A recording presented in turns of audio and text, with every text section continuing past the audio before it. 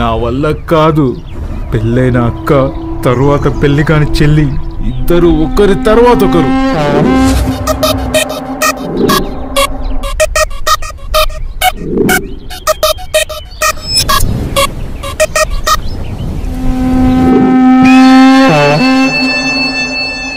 వీళ్ళు అక్క చెల్లెలు కాదు, కామ పిశాచులు.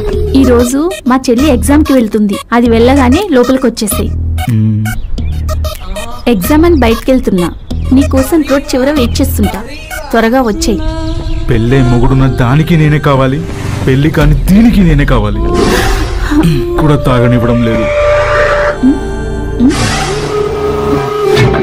నా వల్ల కాదు.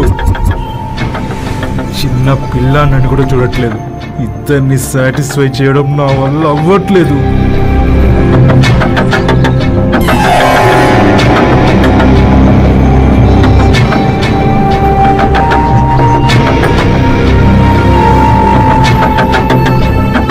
ఇలా అయితే ఇల్లు ఖాళీ చేసి ఊరొదిలి వెళ్ళిపోతా.